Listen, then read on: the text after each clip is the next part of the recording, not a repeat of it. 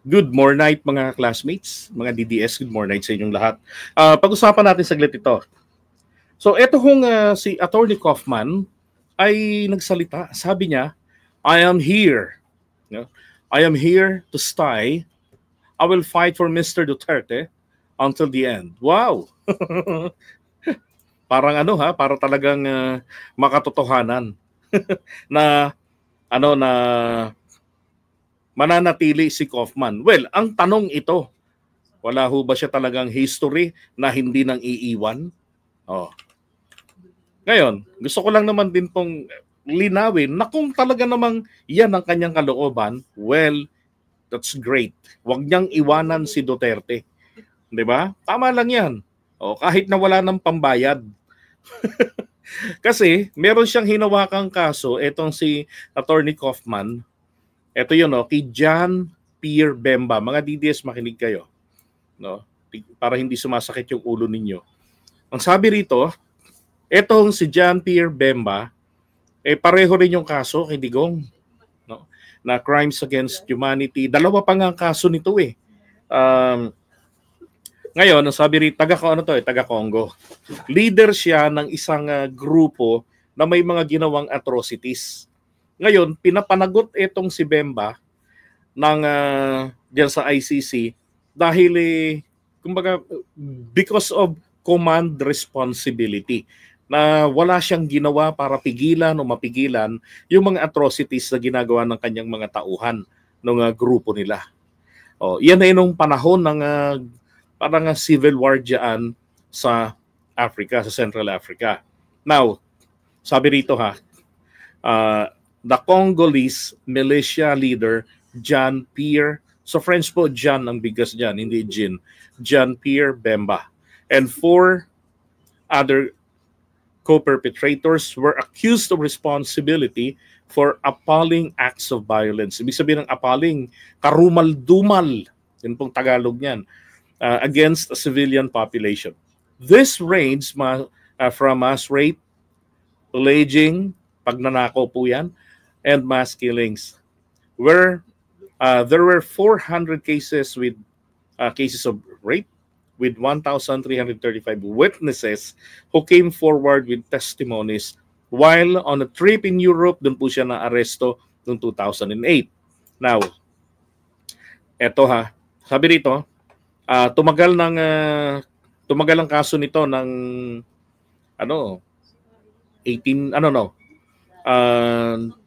2 years and 6 months, tapos bali 6 years kung di ako nagkakamali ang inabot ng kaso niya, kasi trial lasted 4 years, then 2 more years passed before the court handed down the verdict. Nakahatulan siya ng 18 years na pagkakakulong plus dinagdagan pa ng 1 taon at pinagmulta pa siya dahil po sa interference doon sa mga witnesses. Kinokontak, kinakausap sila, ginugulo. Ngayon, ang sabi rito, Bemba's defense lawyer was Attorney Kaufman. No? Ito ho yung naging problema. Sabi, curiously, a commotion between lawyer and a client took place in December 2014. In a letter Bemba submitted to the court registrar on January 5, 2015, Bemba said na hindi raw po niya napagkikita ang kanyang abogado mula pa noong December 16, 2014. Pero si Kaufman po, noong December 17, ay nag-file na po siya ng leave, no, para mag-withdraw sa kaso ni Bemba. At kailan po nangyari itong leave na ito? Ito po ay nang matapos ang pagdinig ng kaso ni Bemba. Okay, so maaring naramdaman ito ni Kaufman na talo na tong kasong ito. Tapos ito pa yung masakit sa ulo.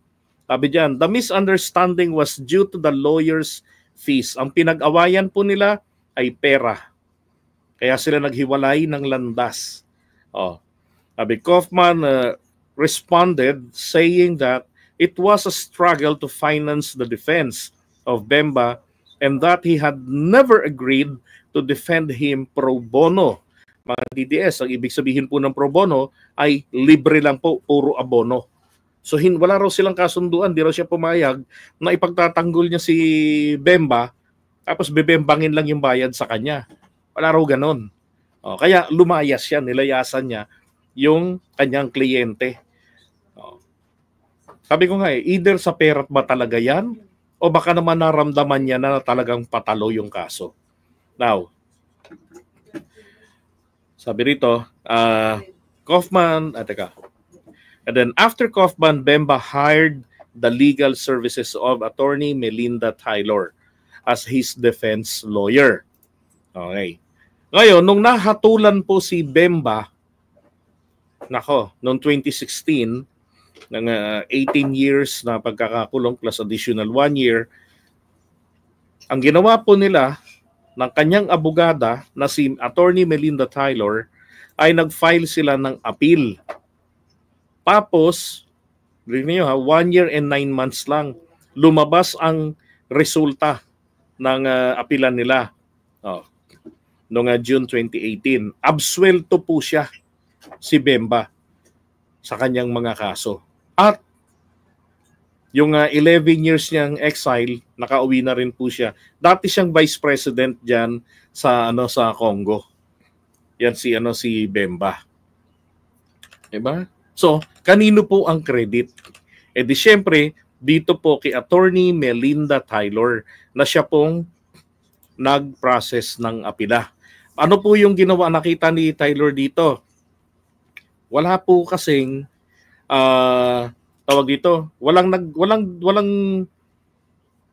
tawag dito direkta doon sa prosecution. Wala silang direktang ebidensya o testigo na nagsasabi na o nagdirekta talagang nag-aakusa sa kanya na merong katulad ng merong bang policy etong si John Pierre na pinapayagan o ini-inspire man lamang niya yung mga ganong atrocities na wala siyang ginawa para pigilan sila. Yung panahon na yun po was in a chaos. Nasa kaguluhan yung lugar na yon. So mahirap mag-control ng mga grupo-grupo kahit nakabilang ka ron, kahit na ikaw pa yung leader.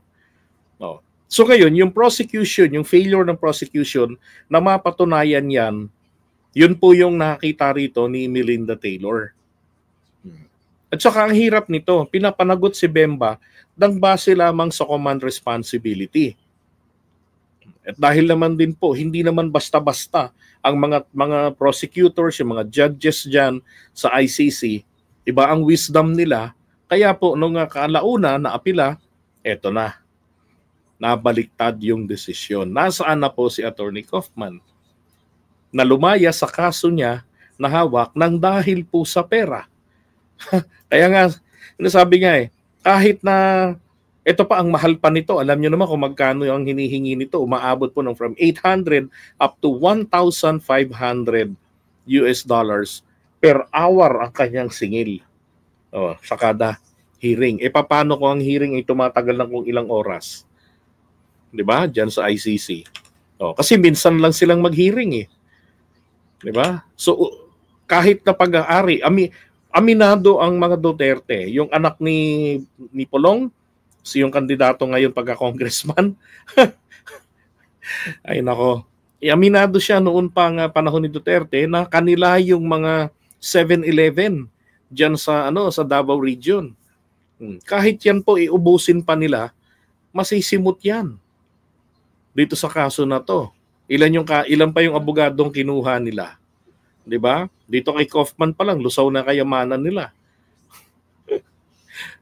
Ay nako. Kaya sana panindigan talaga ni Kaufman pag walang maibayad sa kanya. Panindigan niya nga na until the end. Okay?